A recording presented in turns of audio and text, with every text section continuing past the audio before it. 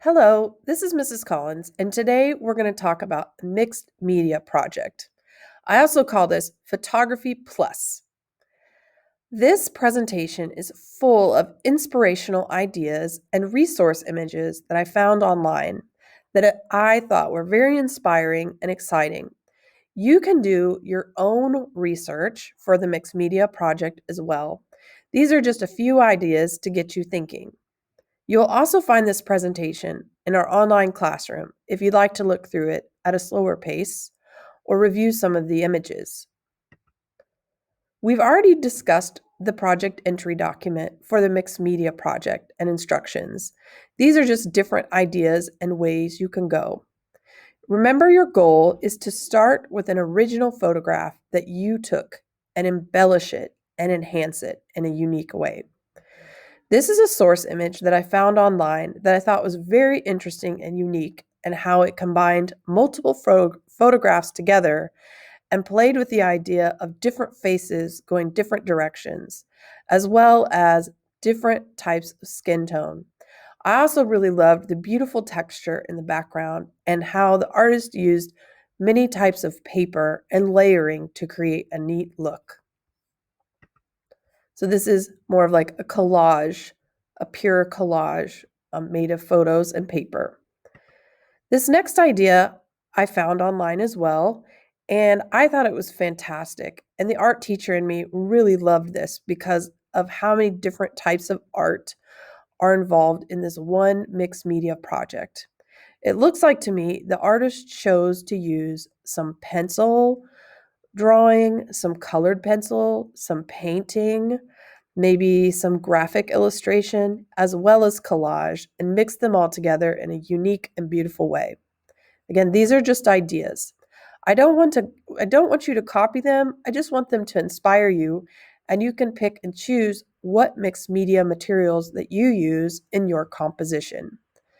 This other one could be done digitally with an illustration on the top of a photo, or can easily be done with a paint pen or markers on top of an original photograph. Here's another collage, too, that started with the photograph and then was enhanced with papers and painting and maybe some digital media as well. What I love about this is the different layers that were created by the artist. You can tell a lot of effort and work went into repeating shapes and adding variety to this image. So you will be graded on several different learning standards, and we covered this in a previous video, and you'll see it in our online classroom. But for now, I'm going to skip it. So our learning target is for you to create a unique mixed media piece of artwork that utilizes your photograph or photographs and some photography trends. I want you to be creative and have some fun. This particular source image that I found, I thought was so interesting and dynamic because it was very cool in how the model was not looking straight at the camera and doing something interesting. And if you look really close, what you can see is there's actually stitching detail of embroidery thread or sewing string or yarn that the artist very carefully stitched on top of the photograph. And it looks so interesting and has a really cool texture. So your mission is to use an original photograph that you took this semester, or you can take a new one and embellish it. Create lots of layers. The reason I chose to include this image was to show you a transfer technique. I want you to know that I have some transparency paper or clear plastic paper that we can use to attach on top of your photographs to help you simplify them, illustrate on top of them, or use the clear paper as a medium in itself. Here's another idea. Your goal is to not only use your photograph as a starting point, but you can really only use pieces and parts of it. You don't have to use all of it. This photographer or artist decided to use the body of the model as the photograph and really painted and drew in the head of the model, and I thought that was kind of interesting. So an art medium refers to the materials that an artwork is created out of. You get to pick the materials that you use for this project. This is another source image that I found online that I just thought was amazing because of the texture, the bright pops of color, and the very unique brushstrokes. I chose this to show to you to let you know that your photograph can go well beyond what it originally started out as, and it can transform past a photorealistic piece of art to a more whimsical piece of art that has personality. Mixed media is a type of art within itself, but there are many different directions you can go with it and combine together interesting materials. So this particular artist, it looks like they started with a photograph, but then did some collaging, some painting, and maybe even some enhanced graphic design work when they transferred their image to the canvas. You've maybe seen this idea before. This is called a half and half drawing, where you take a photograph, you cut it straight down the middle. You can cut it different ways too. And then you try to draw in the other side of the image to make it match the photo side. This is really fun and very time consuming, but there are some transfer techniques, like a grid drawing technique, that can help you get things lined up. This is a beautiful example of a half and half drawing. What I really liked about this source image is the photographer or the artist changed their image, but were very precise in how they put the pieces back together. This image is made out of photos, cut paper, glue, and a backer board. So this is more of a collage.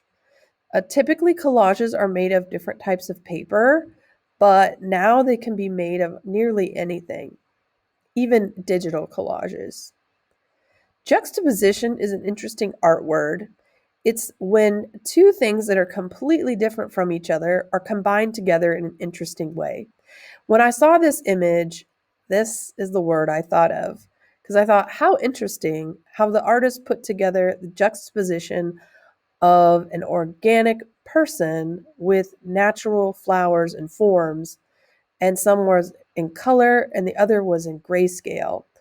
I think this was probably made digitally, but there's many ways that you can be inspired by this to create your own mixed media composition.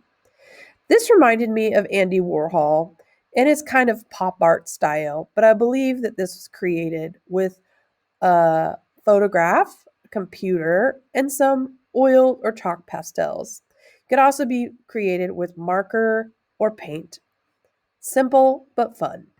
Here's another example of a photograph that was enhanced by stitching or embroidery.